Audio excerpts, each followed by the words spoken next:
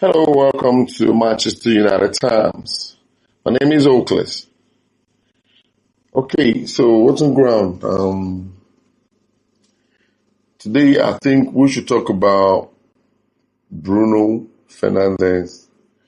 What actually is in stock? What plans do we have for Bruno Fernandes at the end of the season? I'd like us to talk about what do we think should become of him. Should we let him go to Saudi if they come back running, if they come back for him for a lucrative amount of money? Should we take the money and move on and say thank you very much? Or should we find a better role for him? Because Cunha is younger, Mbeumo is younger. That's always going to be a problem. And if you watch, those are the future of the team. At least they're going to be here for another 1 or 2 years. 100%. We are sure of that. 3 years, 4 years. What is in stock for Bruno? Bruno is being played out of position. We know that. And unless he adapts playing from there, there's definitely going to be a problem. I like Bruno. When he's offensive, he can guarantee you a goal or an assist, or at least create chances, even when he's not playing well. I don't know if I can say the same for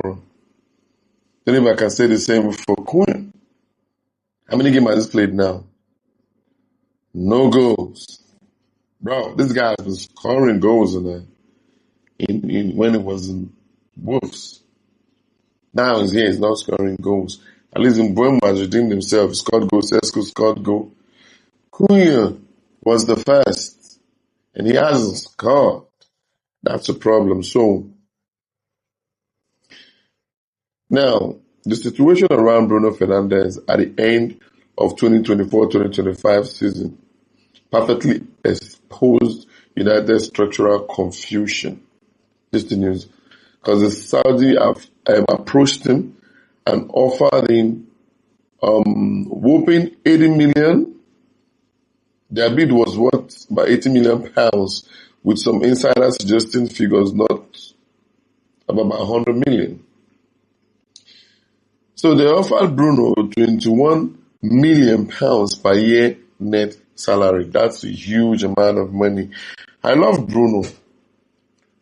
But trust me, when this news came up, then after we signed Cunha, we were still on there.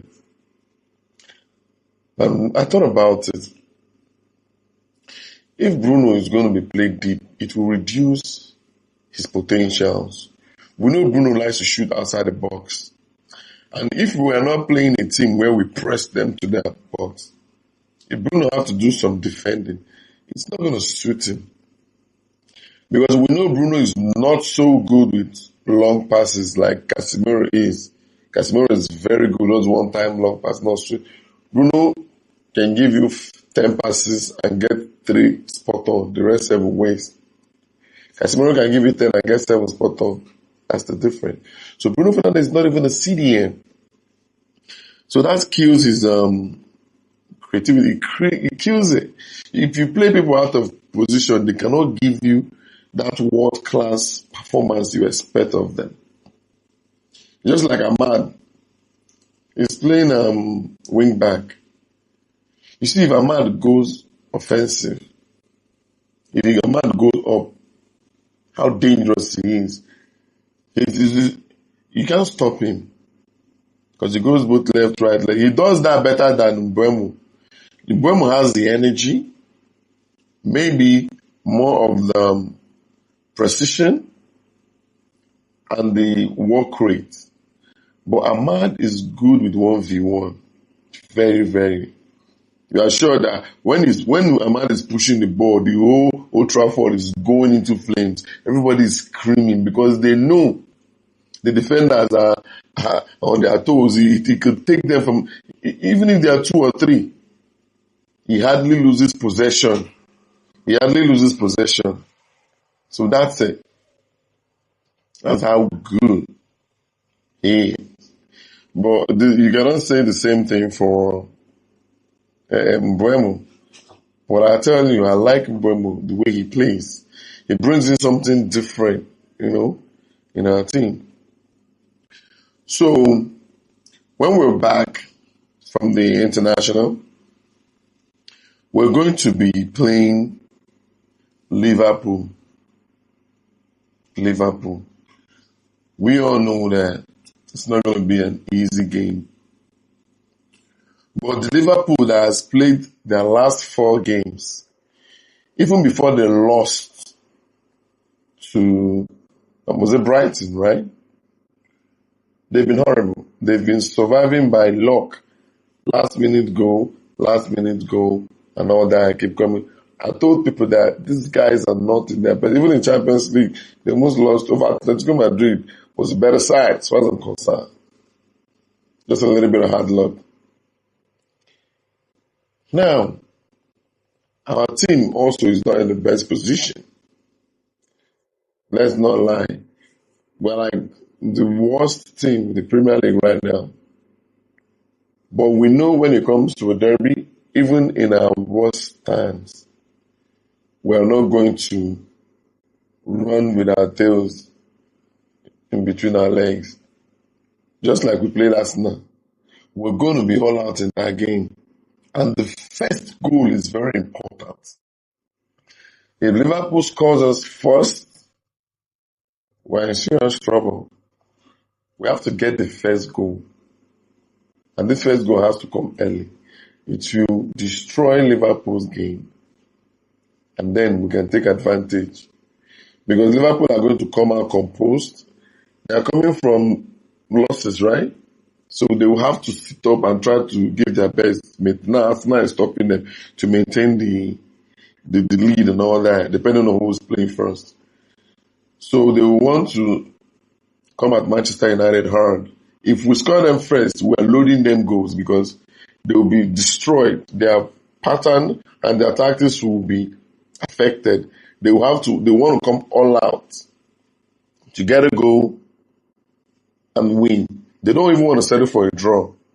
So that way, if Ahmad is in his best, for that kind of game, I see Cunha scoring in those kind of games.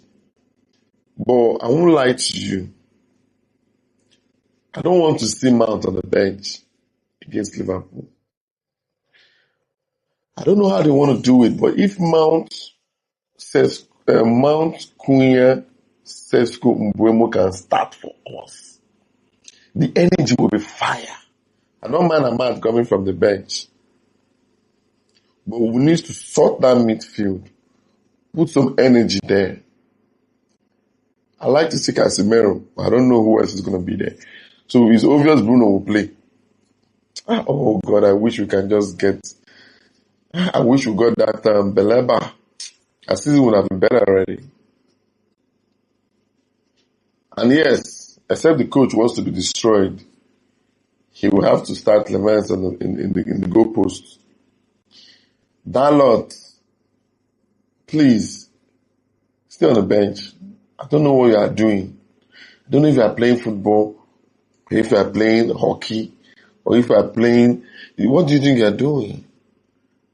That guy has... What do people even do in training though? Eh? Don't you train? Have you guys been deceiving us that you train and you don't train? You just call them, it's time for match, let's go. Please. Practice what you preach. Show us what you've been training since you were a boy till now. And you can't do passing from... Your opponent is 10 to 5 steps away from you. And you cannot pass the ball. Where do you now want to pass the ball, Dalot? Where? Eh? You cross the ball into the 18 box and then you cross it from your own flank to another flank. Are we playing with some invisible people that we don't know?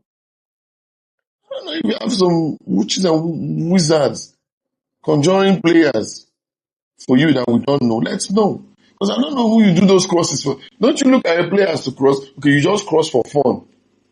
Just get there and whip it in. You have to just get there, whip it in, whip it in. If Sesko has wings, let it fly. Or because they told you he can suspend like Ronaldo, and then you cross anything.